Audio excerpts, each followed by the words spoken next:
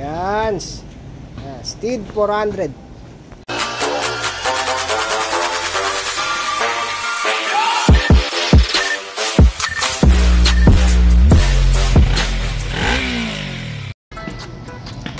Bale, ano to sinervisan ko, nag home service pala ako sa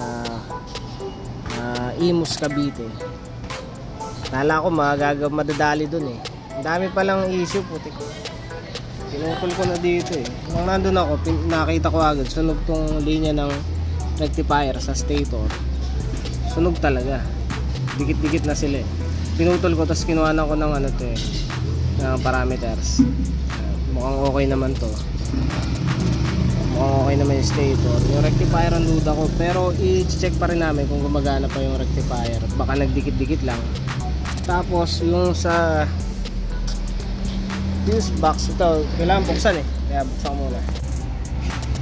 Ito, nilagyan nila ng ganyan, ng takip. Okay nga eh, okay, para hindi mabasa eh, no? Kaso ang problema, yung ito, itong fuse box, balot na balot to ng tape, na yung ganitong klaseng tape sa labay. Yan, ganyan. Tsaka ng electrical tape. Dahil balot talaga. Lagkit pa rin nga. Tapos bukod doon, ayan o, susunog na o. Susunog na yung mga linya. Ayan. Ang putik. Matitigas na yung mga wire eh. Tapos yung starter relay di gumagana. Sinubukan ko yung crank dito. Pinagdikit ko to. Yung gumana naman yung starter motor. Kaso yung supply, ito ako na nagkabit nito. Pinikap ko lang yung stock. Dati nakakabit to dito. Isa dito, tsaka isa doon sa yellow. Ito nakatago lang siya, nakatupis yung ganyan, nakatape. Bale, tinap ko lang dyan, tapos tinap ko yung isang linya. Wala, hindi talaga gumagana yung starter relay. Yun yung nangyari sa kanya, no? Ewan ko kung saan galing to. Tapos ano pa ba, ayun, kinasuhan ko ng harness kasi sobrang gulo na ng harness, sobrang ano na. Bukod sa luma na yung wire, syempre matanda na yung motor. Ayan, mga ganyan, di ba?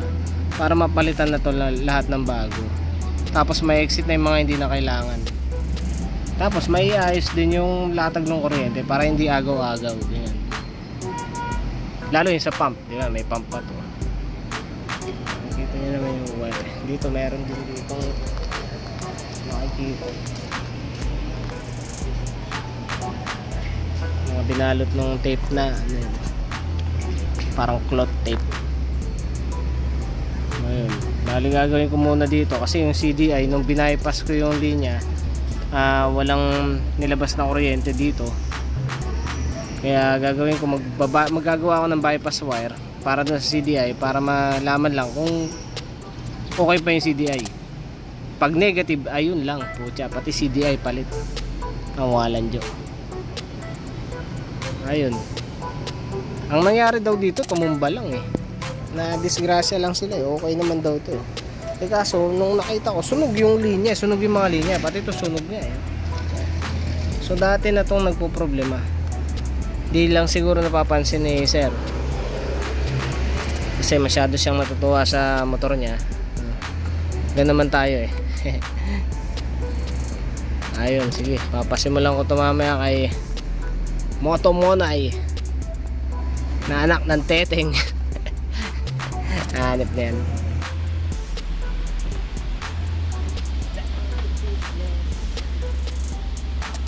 Testingan na. Mamaya ako nabibidyoan yung yung latag.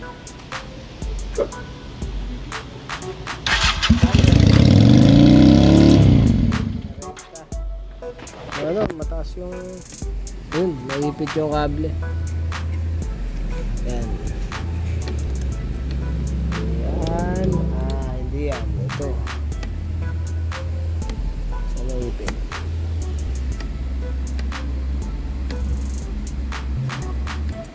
Dito to. Dito yata sa Hindi siya bumababa. Ito. Hindi ba ginalaw to? Tinanggal ko. Tinanggal mo?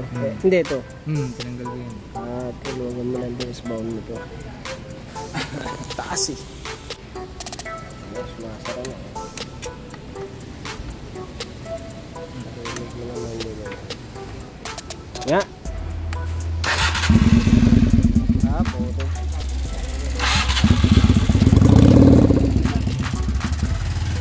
Mababa yung minor.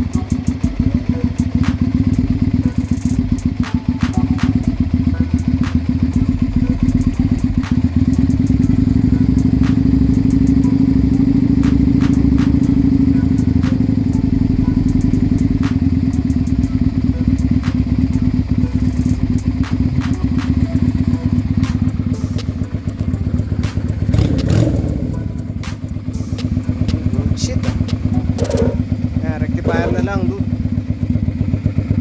Rectifier na lang. Oo.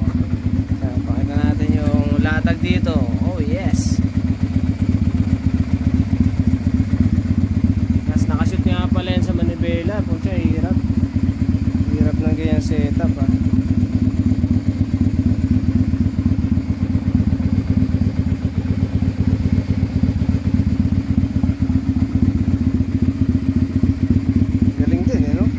Pinasok sa loob.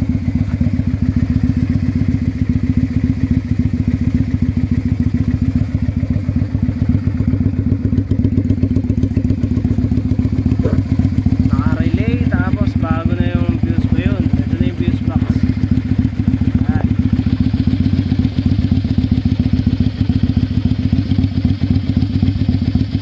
Relay, papalitan pa yung utang. Relay, papalitan. Utang to eh, utang.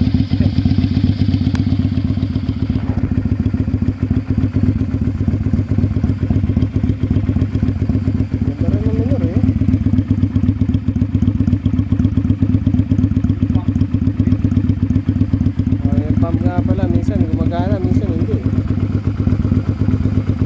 Pero hindi daw siya nagka-problema dyan eh. Isa, kabit lang natin yan.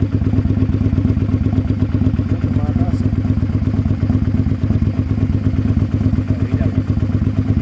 Ilaw. Wala. Kasabay ito sa power lighting. Aha.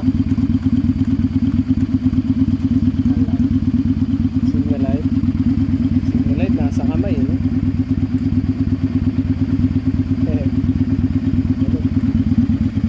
Very good.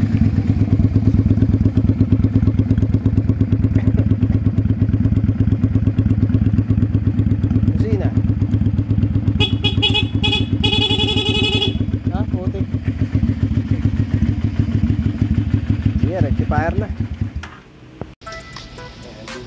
Tignan lang natin to. Pala pa-iba-iba ng minor. Tapos naglolo ko yung ayaw na start. Yan. Overflow pala eh. Overflow nga ni. Ay tayo dito. Mukhang magka-arborador pa. Kailangan pasukain to para umandar. Baba muna natin to. Overfollow ah. Ang gagawin natin, napasukain muna.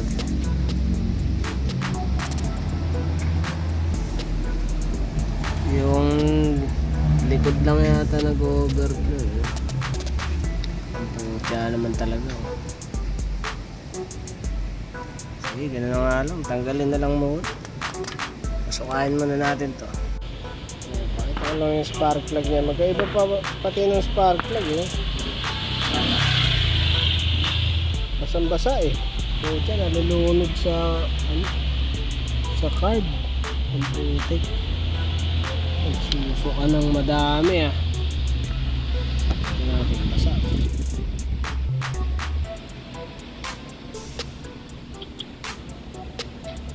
Treatment.